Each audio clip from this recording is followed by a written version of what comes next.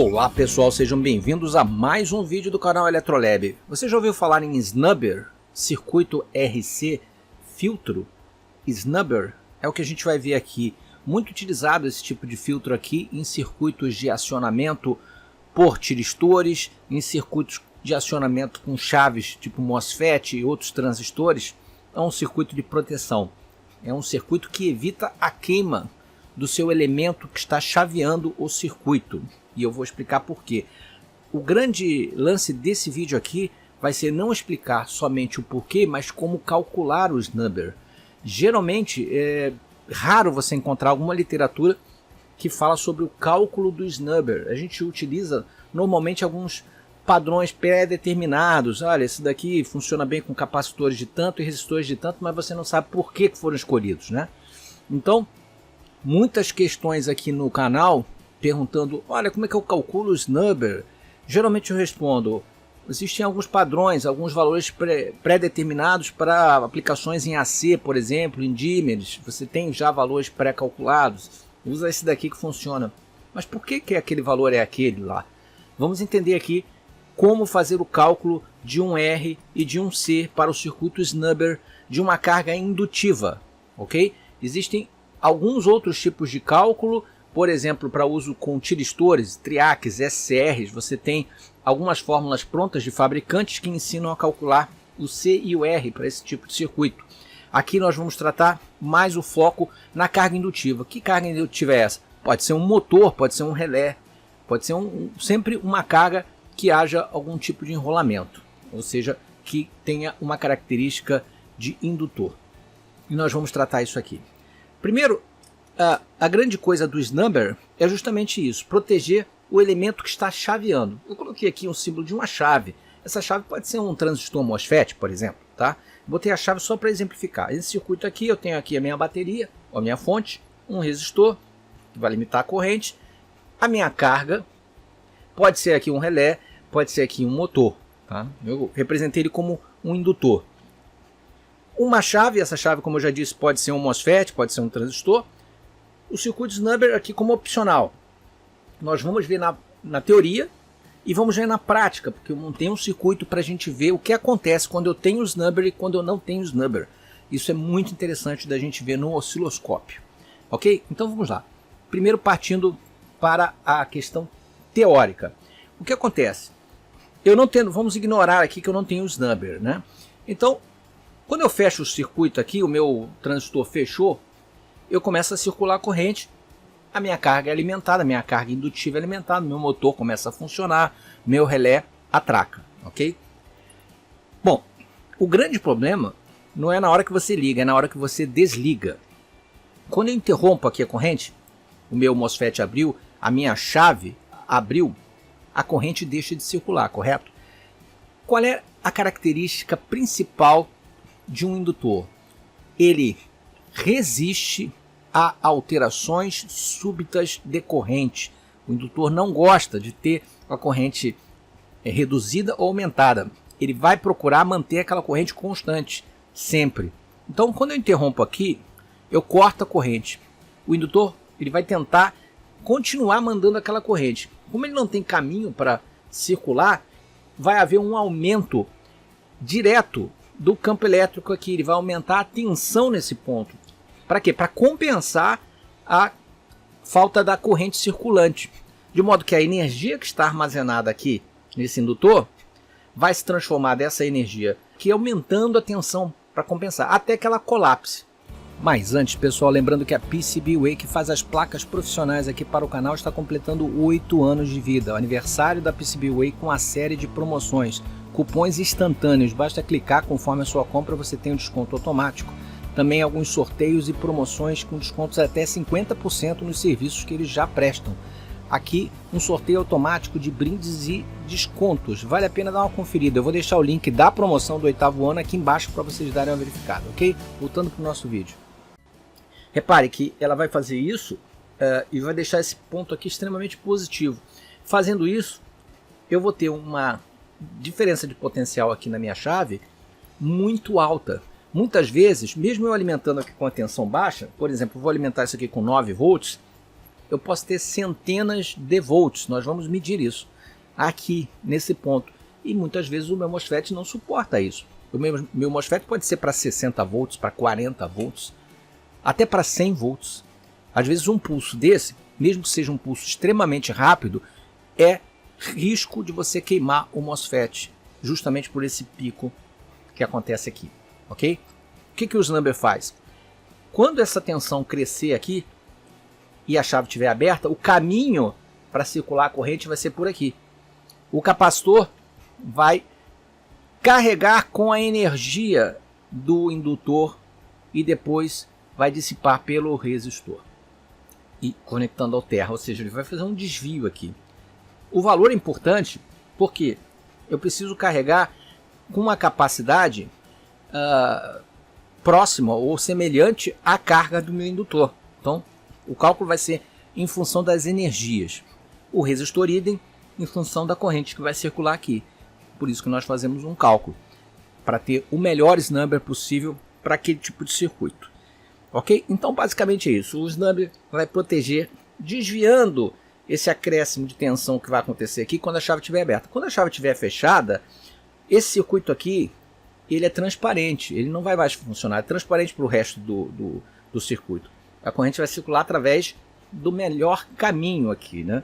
Vai aqui através do meu MOSFET, do meu transistor, ou seja, o dispositivo que estiver chaveando aqui, não mais pelo snubber. Quando abrir, é que ele vai desviar pelo snubber quando aumentar a tensão aqui no indutor, ok? Creio que tenha ficado claro aí.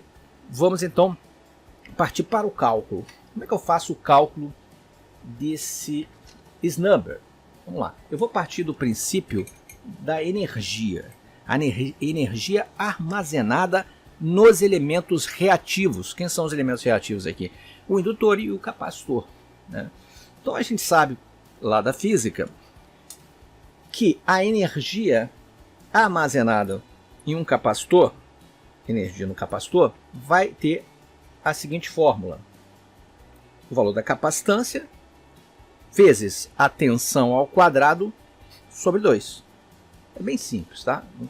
Não vai ter cálculo complexo aqui não, ok?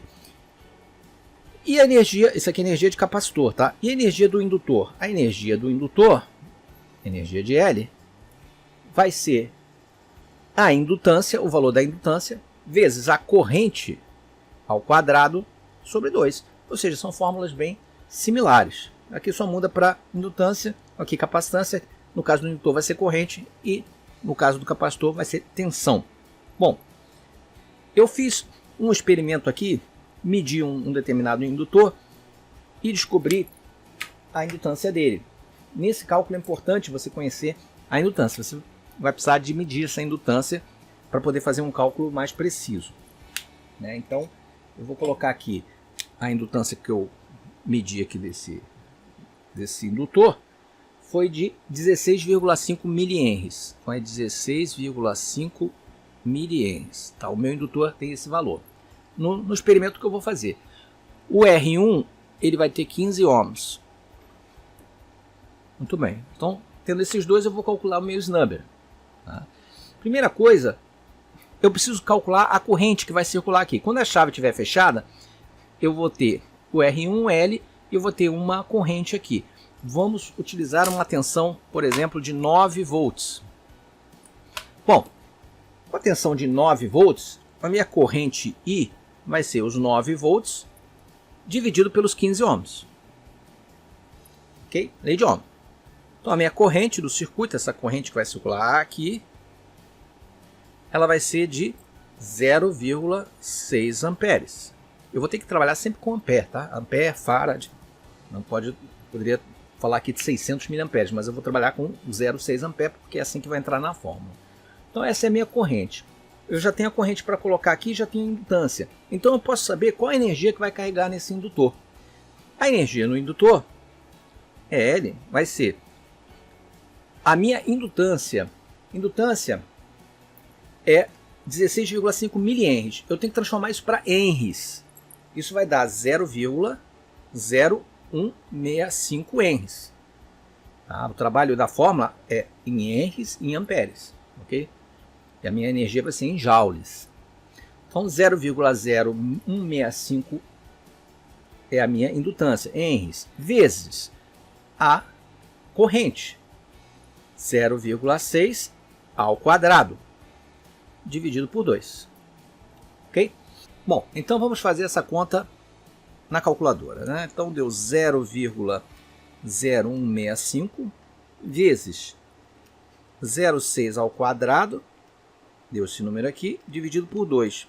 Isso deu 0,00297. 0,00297. Dá para arredondar isso aqui para 0,003. Né? Então a energia no meu indutor vai ser 0,003 joules. 0,003 joules. Essa é a energia no indutor. Agora nós vamos calcular o capacitor para que ele absorva essa energia que vai ser gerada no indutor. Então eu vou jogar essa energia aqui do indutor no capacitor, no lugar de EC, de modo a calcular o valor de C. Bom, mas aí você me pergunta, mas quem é V? Quem é V nessa fórmula aqui?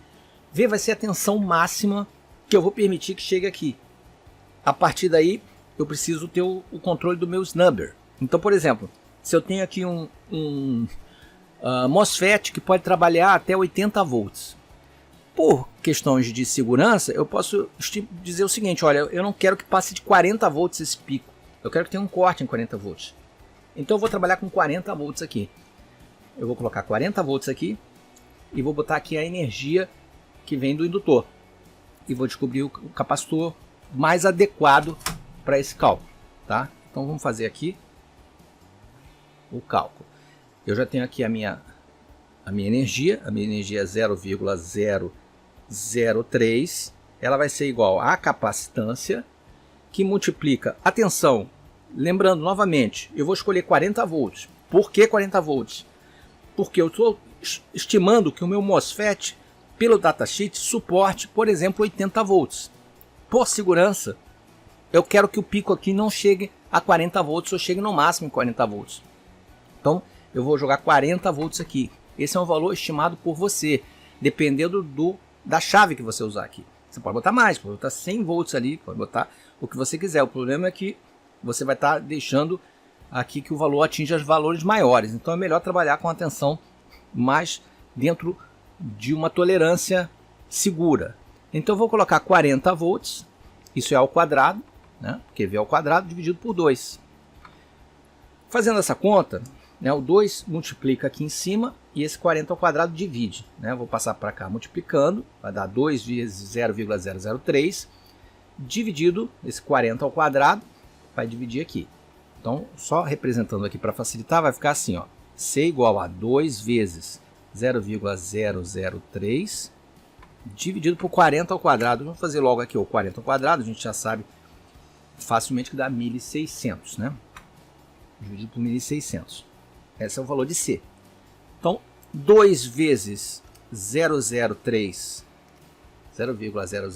joules dá 0,006, né? Dividido por 1.600 vai dar esse número grande aqui.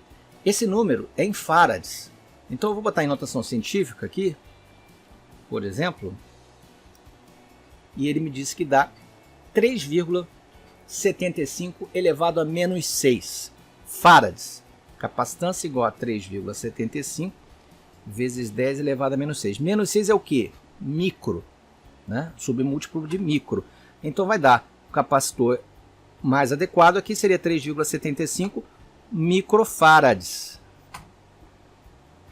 Tá? Ficou fora aqui para ver. 3,75 microfarads. Esse é o valor, já achamos o valor de C. O valor de R é bem tranquilo, bem imediato. O R vai ser função dessa mesma tensão que eu vou estar trabalhando aqui sobre a corrente que circula. A corrente eu sei que é 0,6. Então eu vou fazer o R aqui, ó. O R vai ser o V sobre o I. Tá? Sendo que o R vai ser 40, que é a tensão que eu determinei como limite, sobre 0,6, que é a corrente que está circulando ali que eu já tinha calculado antes. Então 40 dividido por 0,6 dá 66,7 ohms. Tá? Vou arredondar aqui para 67 ohms. Não é um valor comercial, tá? Tem um valor comercial de 68. Assim como 3,75 não é um valor comercial. Mas você pode botar aqui ou abaixo um 3.3 aqui, ou acima o 4.7. Né? Se você conseguir, se precisar fazer uma associação, ok. Mas a princípio, não é um valor extremamente crítico. Os valores próximos a esses valores aqui vão funcionar bem. Então, basicamente, esse é o cálculo do snubber numa carga indutiva.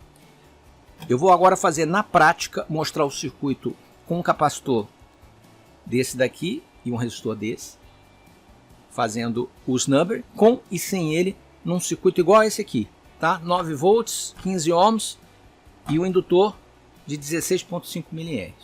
Vamos para a prática então. Bom, pessoal, aqui na protoboard eu montei, tá aqui o resistor de 15 ohms. Esse aqui é o indutor que vai simular minha carga indutiva. Eu medi ele na ponte LRC e ele deu 16,5 mA, tá? O que a gente usou no cálculo. Eu peguei, botei o snubber aqui, mas ele está desligado agora, tá? Justamente para a gente poder ver o que acontece ao ligar e desligar. No lugar do MOSFET eu botei uma chave. Essa chave vai ligar e desligar aquele ponto que eu mostrei no circuito, tá? Na posição da chave lá. Ou seja, eu vou abrir e vou fechar o circuito. Vou alimentar com a minha fonte. Eu vou colocar 9 volts. Você vai ver o 9 volts aparecendo aqui. Tá?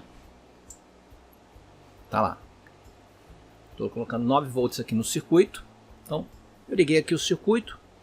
A minha corrente está aproximadamente 0,6 amperes, que foi aquela que a gente calculou. Aqui na prática está um pouquinho menos, 0,50 e pouco. Quase 0,6. Eu vou colocar agora aqui o meu osciloscópio na posição de single trigger, porque é um pulso rápido, esse pulso de alta tensão que o indutor vai gerar. Então a gente só consegue ver isso na função de single trigger, que ele dispara um flash na hora que acontece o aumento de corrente. Bom, pessoal, agora vamos abrir a chave. Ok. Bom, vamos analisar então agora com a chave aberta. Dá uma olhada só. Aqui, eu estou com 10x, com chave em 10x, a minha ponta de prova, escala de 100 volts por divisão. 100 volts por divisão. Eu continuo com os meus 9 volts aqui, mas dá uma olhada nisso daqui. Eu vou diminuir aqui um pouco. Não dá nem para diminuir. Eu vou deslocar para baixo aqui a escala um pouquinho, para a gente ver onde a gente atingiu. Ó. Uma divisão, 2, 3, 4. Deu pico de 400 volts. Esse muito rápido aqui inicial. Depois ele faz esse ringing aqui, que é normal, é típico aqui no amortecimento. Mas esse pulso aqui bem característico, ele tem 100, 200 volts positivos. Ele ainda dá um pulso de 100 volts negativos aqui. Mas essa primeira subida aqui beirou os 400 volts, algo como 390 e pouco. Aqui está quase aqui na quarta divisão do osciloscópio. Repare, escala de 100 volts por divisão. É isso que o indutor gera. Esse pico aqui, ou principalmente esse outro aqui, bem robusto, ele pode danificar a sua chave. Seja um transistor, seja um MOSFET ou o que for. Facilmente. Principalmente se ele não tiver uma característica que suporte essa tensão. MOSFETs menores, que suportam até 40 volts, 50 volts, podem queimar facilmente com isso. Daí o uso do snubber. Só que agora a gente vai fazer o seguinte, aquele snubber que nós calculamos, eu coloquei aqui, tem 2 resistores aqui que eu botei em série, para chegar perto daquele valor de 68 ohms, ok? E eu vou conectar ele. Ah, detalhe, onde é que eu estou fazendo essa medida do osciloscópio? Só para ficar claro, tá? A ponta de prova está aqui, ó. Eu estou medindo em cima da chave, ok? Eu estou medindo em cima da chave. É o ponto que eu estou medindo. É exatamente como se eu estivesse medindo entre o dreno e o source de um MOSFET. Tá? É aquele ponto ali da chave. É o que chega na chave. É o que chega no meu elemento que faz o chaveamento. Tá? É ali que eu faço essa medida de tensão. E o snubber onde vai? Em paralelo com essa chave. Lembrando, pessoal, que em circuitos DC, muitas vezes, o que a gente mais vê aí de proteção contra esse pulso da bobina? Um diodo, né? A gente tem até um vídeo aqui falando do diodo flyback, diodo free will, que você usa em paralelo, né? Um diodo invertido paralelo na bobina, para evitar esse pulso, que esse pulso danifique o circuito. Ele funciona muito bem, esse diodo, principalmente em circuitos de corrente contínua e circuitos que operam em frequências baixas. Quando você trabalha com sinais de alta frequência, ou mesmo com potências mais elevadas, é mais eficiente você usar um circuito snubber. Até porque na maioria das vezes ele pode ser mais rápido do que um diodo. Principalmente se não for um diodo Schottky, por exemplo, naquela proteção lá. Um diodo que tenha um retardo maior, que pode atrapalhar um pouco o funcionamento. Atrasar, por exemplo, o disparo do relé, etc.